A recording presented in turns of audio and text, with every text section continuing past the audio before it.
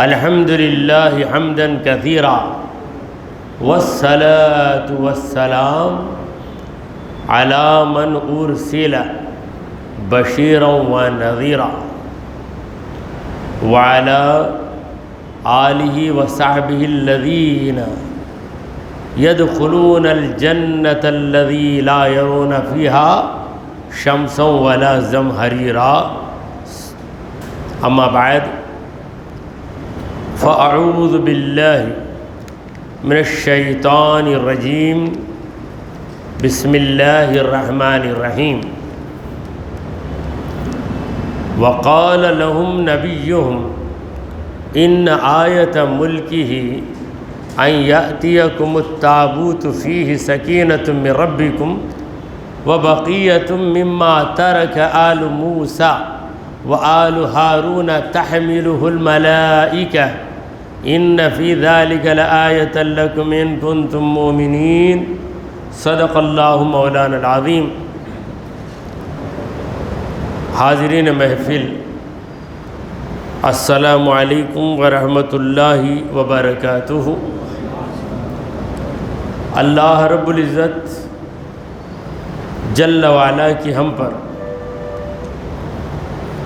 بے پناہ مہربانی ہے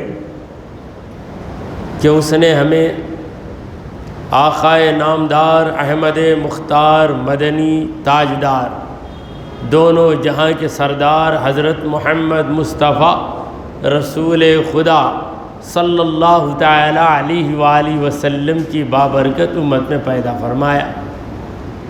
حضرات گرامی، جس آیت مبارکہ کی میں نے تلاوت کی ہے وہ سورہ بقرہ کی 248ویں آیت 240 پر 8۔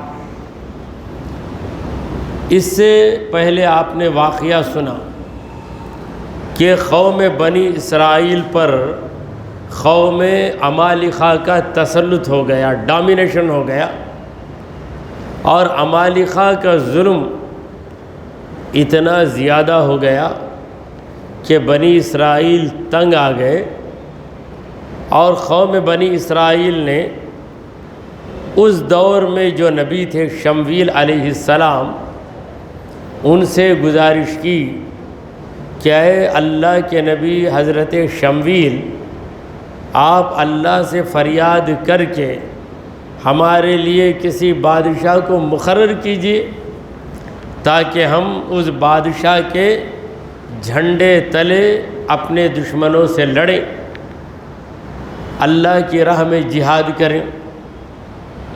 حضرت شمویل علیہ السلام واقف تھے ان لوگوں کی بزدلی سے، فرمایا کہ کیا تم سے امید ہے کہ تم جنگ بھی کرو گے؟ تب ان لوگوں نے کہا کہ حضرت ایسی بات مت کیجئے، ہم پر تو اتنا بڑا ظلم ہوا کہ ہمارے بچے ہم سے جدا ہو گئے اور ہمارے گھر ہم سے چھین لیے گئے، اس کے باوجود ہم جنگ کیے بغیر رہیں گے؟ ہم عزت کے ساتھ جئیں گے یا راہ خدا میں شہید ہو جائیں گے؟ جب ان کا یہ جواب سنا تو شمویل علیہ السلام کو کچھ اطمینان ہوا، چلیے بھائی یہ لوگ اب سیدھے راستے پر آ گئے ہیں۔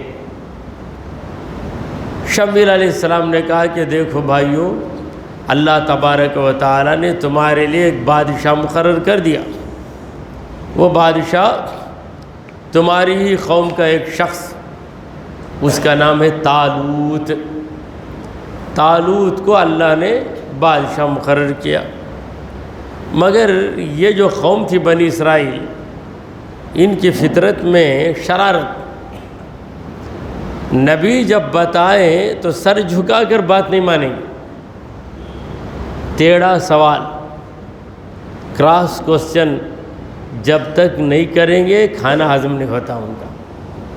کہا وہ کیسے بادشاہ بنے گا، اس کے پاس دولت نہیں ہے، یہ غریب آدمی یہ بادشاہ ہو جائے؟ تب شمویل علیہ السلام نے کہا کہ دیکھو، بادشاہ ہونے کے لیے پہلی چیز حکمت، دوسری چیز قوت، وزڈم پلس فزیکل انرجی، دماغی طاقت ہونا، جسمانی طاقت ہونا، دو طاقتیں بھی اس کے پاس ہیں۔ وہ بڑا ذہین سمجھدار آدمی ہے طالوت، اور زبردست قوی توانا کہ اس کے سامنے کوئی آئے تو ڈر جائے، دونوں چیزیں اسے حاصل ہیں۔ پھر کہا یہ ساری بحثیں چھوڑو، رب کی مرضی، جسے چاہے بادشاہ بنا دے، اب تم پوچھنے والے کیوں؟ پہلے منطقی جواب دیا، پھر اس کے بعد ایمانی جواب دیا۔ منطقی جواب کیا ہے؟ یعنی لاجیکل پوائنٹ آف ویو، منطقی جواب کہ اللہ نے اسے بہترین ذہن دیا ہے اور جسمانی طاقت سے نوازا ہے۔ پھر منطقی جواب کے بعد ایمانی جواب۔ وہ ایمانی جواب کیا ہے؟ اللہ پر تمہارا ایمان ہے، اللہ جسے بادشاہ بنا دے اس کے سامنے جھک جاؤ اور اس کی قیادت کو، امامت کو، اس کی حکومت کو تسلیم کرو۔ پھر بھی قوم نے کہا کہ کوئی نشانی تاکہ ہمیں تسلی ہو جائے۔ تب حضرت شمویل علیہ السلام نے جواب دیا۔ وہ جواب اس آیت کریمہ میں آ رہا ہے، وَقَالَ لَهُمْ نَبِيُّهُمْ، ان کے نبی نے ان سے کہا۔ ان کے نبی کون تھے؟ حضرت شمویل علیہ السلام۔ ان آیت ملکہ ان یاتیکم التابوت، دیکھو یہ تابوت آئے گا۔ تابوت یعنی بڑا صندوق، یہ ایک بگ باکس، یہ بڑا صندوق جو تابوت ہے، تمہیں پتہ ہے کہ وہ بڑا بابرکت صندوق تھا، برکت والا۔ وہ صندوق تمہارے پاس آ جائے جو کئی برس پہلے تم سے غائب ہو گیا۔ کیوں غائب ہوا؟ تمہاری بے ادبی کی وجہ سے، شرارت کی وجہ سے وہ غائب ہو گیا۔ اب وہ تابوت آئے گا۔ یہ تابوت کیا ہے؟ اس کا مطلب ذہن میں رکھ لیجئے، بڑے سائز کا صندوق، تابوت۔ اب اس تابوت میں کیا ہے؟ فیہ سکینۃ من ربکم، تمہارے رب کی جانب سے ایک سکون ہے، یعنی صندوق کو دیکھو تو ہی تمہیں سکون مل جائے گا۔ بعض چیزیں بے جان ہوتی ہیں، مگر بے جان چیز کے اندر ایسی جان ہوتی ہے کہ ہمارے بے قرار دل کو قرار آ جاتا ہے۔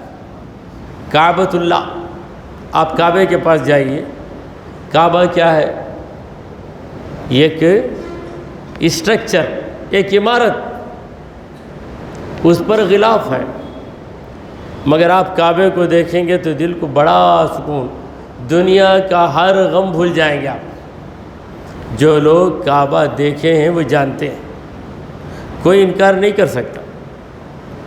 طواف کعبہ سے فارغ ہو کر لوگ بیٹھ جاتے ہیں، نگاہیں کعبے کی طرف لگی ہوئی ہیں۔ کیا کمال ہے اس کعبے میں کہ آدمی یہ بھول جاتا ہے کہ وہ اس دنیا میں ہے، ایسا محسوس کرتا ہے کہ وہ کسی دوسری دنیا میں، بڑا سکون مل جاتا ہے۔ کیونکہ کعبہ خدا کا وہ گھر ہے جو سب سے پہلے عبادت کے لیے مقرر کیا گیا۔ کعبہ وہ مقام ہے جسے اللہ کے خلیل حضرت ابراہیم علیہ السلام نے تعمیر کیا۔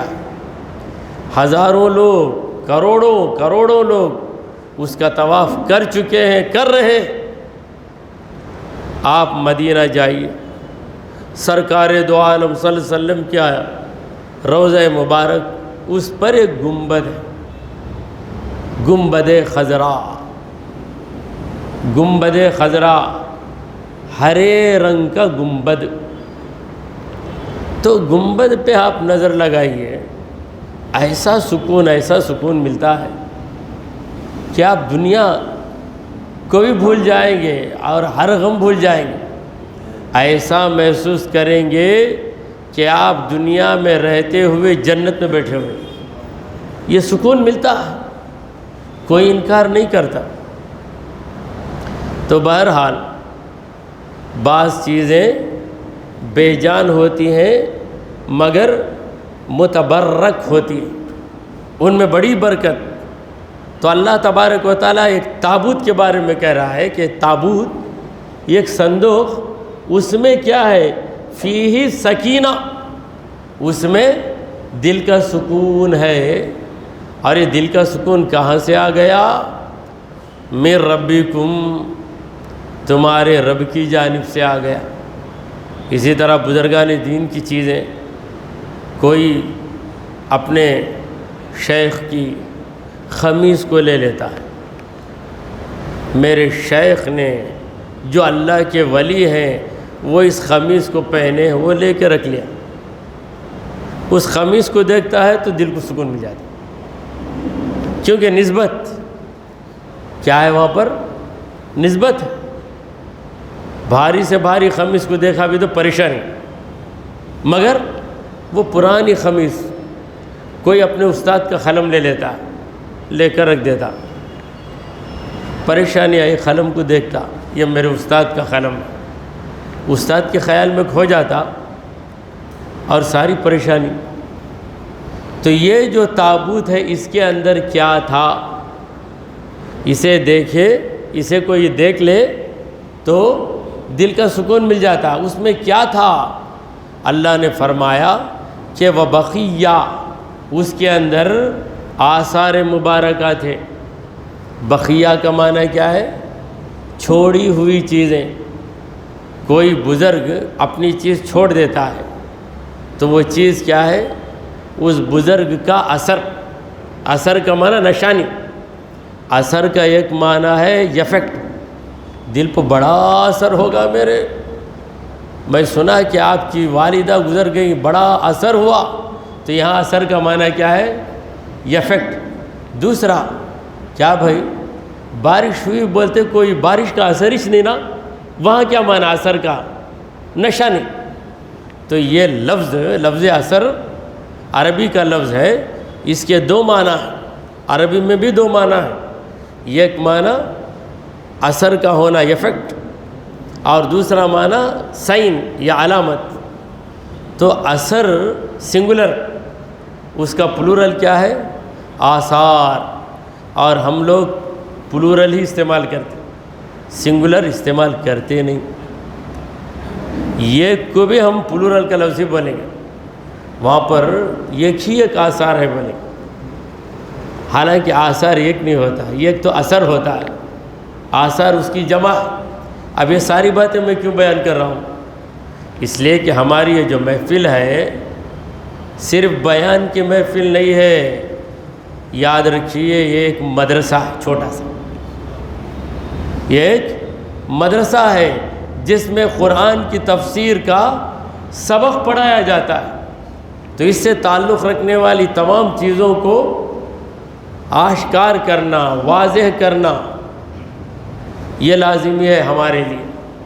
یہاں کوئی چیز چھپانے کی ضرورت نہیں ہے، بتانا ہے ذرا ایکسپلینیشن کے ساتھ، وضاحت کے ساتھ. تو بقیہ کا معنی لیفٹ آؤٹ تھنگ، یعنی جو چیز چھوڑ دیے. موسیٰ علیہ السلام، ان کے ہاتھ میں عصا تھا.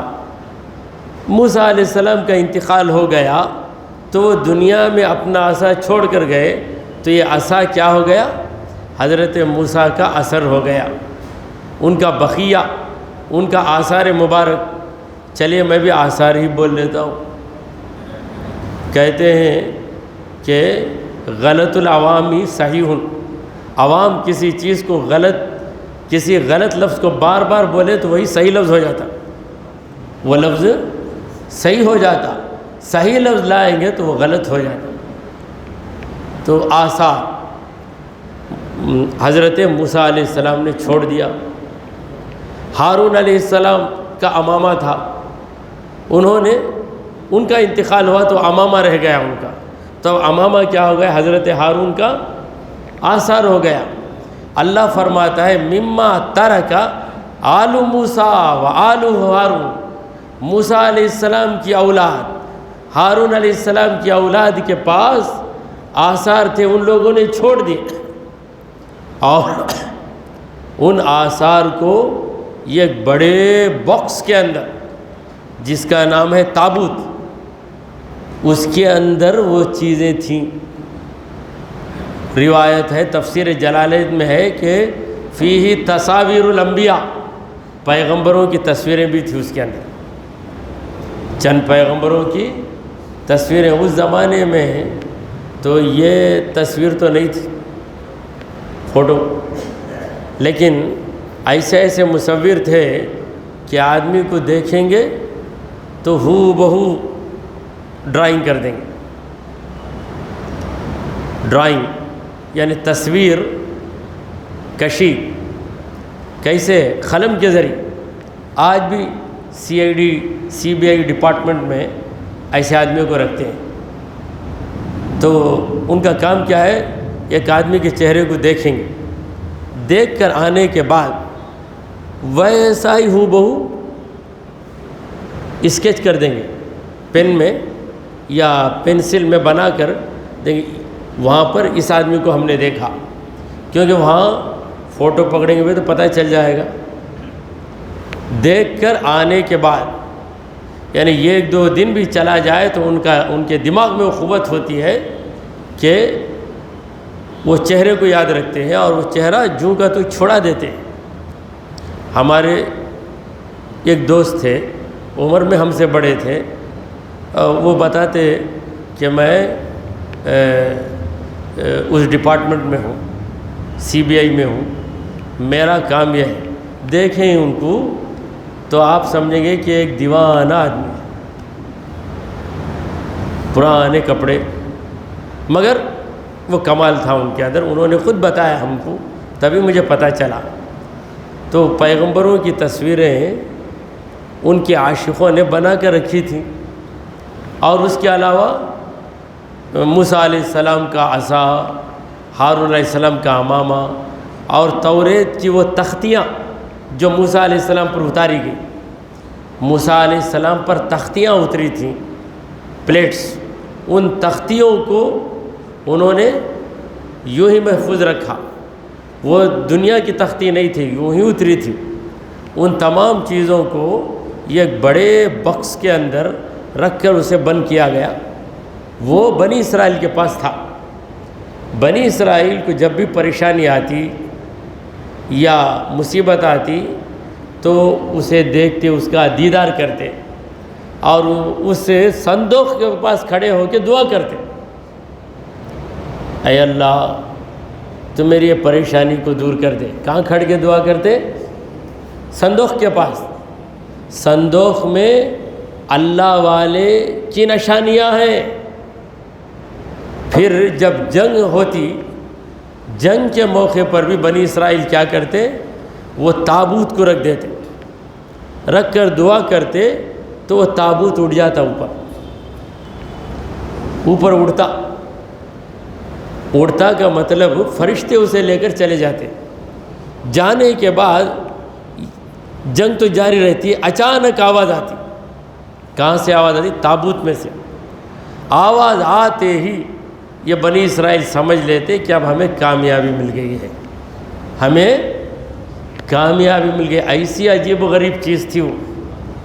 میں یہاں پر ایک نکتہ آپ کے سامنے عرض کرتا ہوں کہ ایک صندوق جس میں اللہ کے مقبول بندے کی نشانی ہے، مقبول بندہ نہیں ہے، وہاں پہ موسیٰ علیہ السلام نہیں ہے، موسیٰ علیہ السلام کی لاٹھی، ہارون علیہ السلام نہیں ہے، ہارون علیہ السلام کا امامہ ہے، سر کا امامہ۔ تو اس ڈبے کے اندر یہ پاور آ گیا کہ وہاں کھڑ کے آپ دعا کرتے ہیں تو مولا تعالیٰ آپ کی مراد پوری کرتا ہے۔ پھر ذرا سوچئے جس خبر میں اللہ کا مقبول بندہ خود ہے، اس خبر کے پاس کھڑے ہو کے آپ دعا کریں گے تو آپ کی دعا کیوں قبول نہیں ہوگی؟ نکتہ سمجھنے کی ضرورت ہے۔ تو ایک ایسا ڈبہ، اس کا کانٹینٹ کیا ہے؟ آثار انبیاء، آثار اولیاء، ان کے چھوڑی ہوئی چیزیں۔ آثار کو ہم تبرکات بھی کہتے ہیں۔ کیوں تبرک بولتے ہیں؟ اس میں برکت ہے، اس لیے تبرک۔ فاتحہ کے کھانے کو ہم کیا بولتے ہیں؟ تبرک۔ ہم بولتے ہیں ارے ہمیں اتنا علم کیا ہے، ہمارے بڑے بولے ہم بولتے، ہمارے بڑے بولے۔ کیوں بولے؟ اس لیے بولے کہ سورہ فاتحہ قرآن کا سورہ ہے، اس کی تلاوت جس کھانے پہ آ گئی، اس کھانے میں برکت آ گئی۔ جب برکت آئی تو اس کھانے کا نام کیا ہو گیا؟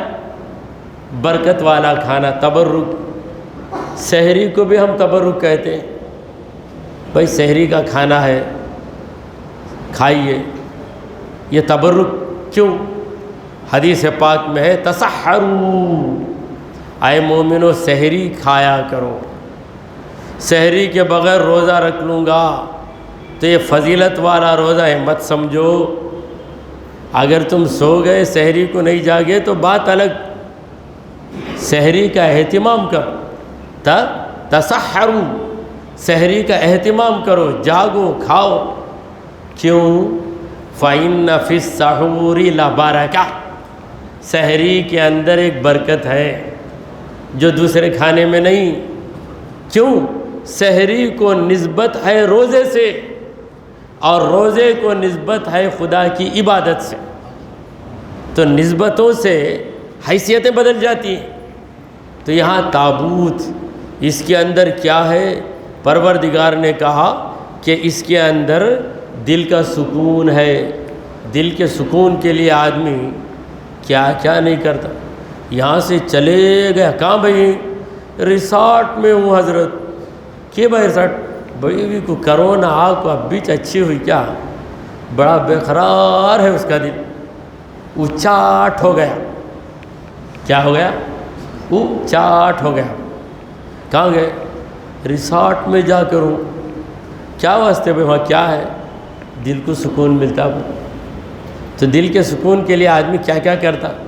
پروردگار کہتا ہے کہ میرے نبی کی نشانی جس ڈبے میں ہے، ارے وہ ایسا پاورفل ڈبہ ہے کہ تو پریشان رہے گا تو تیرے دل کو سکون مل جائے۔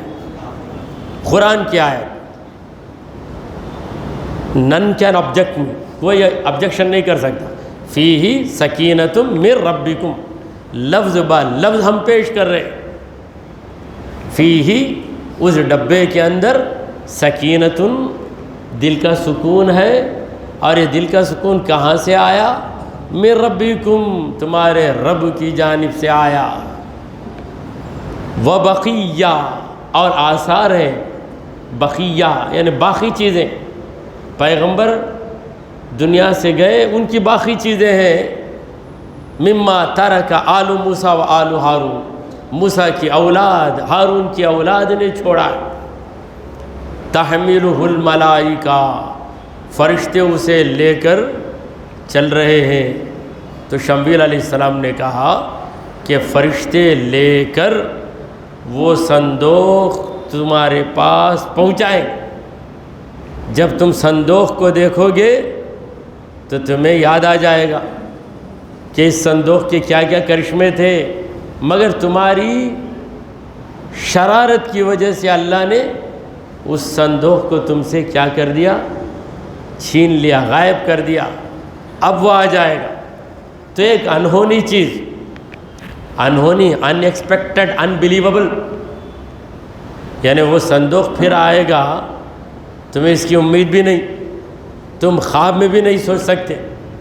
وہ چیز آ جائے گی، اسے دیکھ کر تو تمہیں ماننا پڑے گا کہ اللہ نے طالوت کو بادشاہ بنا دیا۔ تو بات ختم ہوئی۔ اللہ نے کہا ان فی ذالک لآیۃ لکم، بے شک اس میں ایک نشانی ہے تمہارے لیے، تم کو ایک نشانی عبرت ہے۔ کب؟ ان کنتم مومنین، اگر تم مومن ہو۔ کافر کے لیے کچھ فائدہ نہیں۔ کافر کے سامنے نبی کریم صلی اللہ علیہ وسلم چاند کے 2 ٹکڑے کر دیں تب بھی فائدہ نہیں اسے۔ کفر کا اندھیرا چھایا ہوا ہے۔ اندھے آدمی کے سامنے آپ مرکیوری بلب بھی لگا دو، لگا کر بولو دکھتا کیا بھی نہیں، نہ کیا لگا سو گرم گرم لگتا مجھے ہوتا ہے، دوسرا کیا بھی نہیں نہ بولے۔ تو جس کے دل میں ایمان کا اجالا نہیں، ابو جہل کے دل میں ایمان کا اجالا نہیں، پیغمبر خدا نے انگلی سے اشارہ کیا، چاند کے 2 ٹکڑے ہوئے۔ اگر آج ہم نبی کو چاند کے 2 ٹکڑے کرتے ہوئے دیکھیں تو کریں گے کیا؟ گر جائیں گے نبی کے قدموں میں۔ ارے ہمارے آقا کیا، ہر ایک کی حکومت دنیا میں چلتی، ہمارے نبی کی حکومت چاند پہ بھی چلتی۔ انگلی جا کر نہیں چیر رہی ہے، انگلی کا اشارہ چیر رہا ہے، اشارے میں وہ کمال ہے۔ تو ابو جہل اندھا، کیسا اندھا؟ دل کا اندھا۔ اللہ تعالیٰ بھی فرماتا ہے انہا لا تعمل الابصار، انہا لا تعمل الابصار، آنکھ اندھی نہیں ہوتی، آنکھ اندھی نہیں ہوتی، ولیکن تعمل قلوب التی فی الصدور، دلوں کے اندر، سینوں کے اندر جو دل ہے، القلوب التی فی الصدور، سینوں کے اندر جو دل ہے وہی اندھے ہوتے ہیں۔ ولیکن تعمل قلوب التی فی الصدور، یہ سب قرآن کی آیت ہے۔ اگر آپ میں ایسے حضرات ہیں جو روزانہ قرآن کی تلاوت کرتے ہیں، روزانہ، تو جب میں آیتیں پڑھوں گا تو ضرور محسوس کریں گے کہ ہم نے قرآن میں پڑھا ہے، یہ قرآن کی آیت ہے۔ ریگولر تلاوت کرنے والے تقریباً آدھے حافظ بن جاتے ہیں، پابندی سے کرنا۔ تو بہرحال رب تعالیٰ نے کہا کہ اس کرشمے کے اندر تابوت سکینہ، یہ تابوت کیا ہے؟ تابوت سکینہ ہے، سکون قلبی پیدا کرنے والا صندوق، اس کے اندر نشانی ہے مومنوں کے لیے۔ تو اب بنی اسرائیل کو ماننا ہی پڑا۔ تو کتنے آدمی تھے بنی اسرائیل کے؟ کہتے ہیں کہ 80,000 آدمی، سب تیار ہوئے طالوت علیہ السلام کی قیادت میں جنگ کرنے کے لیے۔ اب طالوت علیہ السلام آئے، حضرت شمویل نے بلا کر کہا کہ اے طالوت، اللہ نے تم کو کیا بنایا ہے؟ بادشاہ بنایا ہے، اب تم سنبھالو، لشکر بناؤ، نکلو قوم عمالقہ پر حملہ کرنے کے لیے، کیونکہ وہ لوگ تمہیں ستا رہے ہیں۔ تو طالوت علیہ السلام اپنی پوری قوم کو لے کر نکلے، سب تیار ہو گئے۔ چند بالکل ضعیف، کمزور، بیمار، اپاہج لوگ نہیں گئے ہوں گے۔ تو 8,000 میں آخر جنگ کے لیے تیار ہونے والے کتنے تھے؟ 312 312۔ فلما فصل طالوت بالجنود، جب نکلے طالوت علیہ السلام بالجنود، لشکروں کو لے کر نکل پڑے، راستے میں یہ کہ نہر آئی، نہر، پانی کی نہر، ریور، انگریزی میں کہتے ہیں ریور، نہر، عربی میں بھی نہر، عربی اور اردو میں کچھ فرق نہیں ہے، عربی میں بھی نہر، پانی میں، پانی کی نہر، اردو میں بھی پانی کی نہر۔ تو ہماری اردو زبان عربی ہی سے لی گئی زبان ہے، مگر یہاں پر اردو والوں کی مہربانی دیکھیے کہ نہر کو نہر ہی کا مطلب رکھا۔ بہت سے الفاظ عربی سے لے کر مطلب اپنی طرف سے چڑھا لیتے، یہاں پہ نہیں چڑھائے۔ نہر کا وہی مطلب ہے اردو میں جو عربی زبان میں ہے۔ تو طالوت علیہ السلام نے اپنی قوم سے کہا ان اللہ مبتلیکم، بے شک اللہ تمہیں آزمائے گا۔ کیسے آزمائے گا؟ بنہرن، یہ ایک نہر سے آزمائے گا۔ راستے میں ایک نہر آئے گی، تم پر شدید پیاس کا غلبہ ہوگا، زبردست پیاس لگے گی، مگر تمہیں اس نہر سے صرف چلو بھر پانی لینے کی اجازت ہے۔ چلو بھر پانی، یہ جو ہے ہاتھ میں اللہ تعالیٰ نے کیا کمال رکھا ہے، اس میں پانی لے لو، لے کر پی سکتے، یہ ایک بار پینا، دوسری بار نہیں پینا، اور پیالہ ڈال کر بھی نہیں پینا گلاس کے ذریعے، اور زیادہ اچھا لگا تو 4-5 بار اٹھا کر، اس کی اجازت نہیں۔ کہا حضرت طالوت نے فمن شرب منہ فلیس منی، جو اس نہر کا پانی پی لے گا وہ میرا آدمی نہیں ہے، وہ لڑے گا نہیں، وہ چلے جائے، وہ نکل جائے۔ وَمَن لَّمْ يَطْعَمْهُ فَإِنَّهُ مِنِّي، جو اسے چکے بغیر رہے گا وہی میرا آدمی ہے۔ إِلَّا مَنِ اغْتَرَفَ غُرْفَةً بِيَدِهِ، ہاں اتنی پرمیشن ہے کہ اپنے ہاتھ سے چلو بھر پانی لے۔ یہ چلو، اسے عربی میں کہتے ہیں غرفہ، عربی میں کیا کہتے ہیں؟ غرفہ۔ یہ جو ڈوئی ہے نا، ڈوئی، اسے عربی میں کہتے ہیں مغرفہ، یہ غرفہ سے بنا ہوا لفظ ہے۔ ڈوئی سالن میں ڈالتے نا ڈوئی، اس کا نام عربی میں کیا؟ مغرفہ۔ یہ مغرفہ کا لفظ کیا، کہاں سے بنا؟ یہ غرفہ سے بنا۔ کمرے کو بھی غرفہ کہتے ہیں، اور یہ جو چلو بھر پانی لیتے نا ہاتھ سے، اسے بھی کیا کہتے ہیں؟ غرفہ۔ یعنی یہ چلو پانی لے کر پی سکتا ہے، اتنی ہی اجازت ہے۔ یہ آزمائش اللہ کی جانب سے۔ تمام لوگوں نے مان لیا، گئے وہاں پر۔ جانے کے بعد کیا کیا ان لوگوں نے؟ فَشَرِبُوا مِنْهُ، سب پینے لگے، دھڑا دھڑ دھڑا دھڑ، چلو پہ چلو۔ جس کے پاس برتن تھا، برتن سے اٹھا کے برتن منہ کو لا کے ہٹ ہٹ ہٹ ہٹ پیتا، پھر ڈالتا، پھر پیتا۔ ارے طالوت علیہ السلام نے کیا کر رہے ہیں، کیا کریں گے؟ نہیں ہوتا نا۔ بعض لوگ روزہ نہیں رکھتے، کہ بھائی روزہ نہیں لگتے ہیں تو جواب کیا دیتے معلوم؟ بھوک لگتی ہے حضرت، اس واسطے نہیں رکھتا، مجھے بھوک لگتی اس واسطے میں نہیں رکھتا۔ ارے بھائی بھوک لگے تم کو اسی لیے روزے کا حکم ہے، بھوک لگے بغیر کیسا روزہ رہے گا؟ نہیں، مجھے بھوک لگ جاتی اس واسطے میں روزہ نہیں رکھتا۔ روزے کا مقصد یہ ہے کہ بھوک کی لذت تمہیں نصیب ہو، سیرے کی، یعنی شکم سیری کہتے ہیں نا، کھانے پینے کی لذت تو تمہیں مل گئی، بھوک کی لذت کیسے ملے گی؟ بھوک بھی بڑی مزیدار چیز ہے، اس کی لذت روزے دار محسوس کرتا ہے۔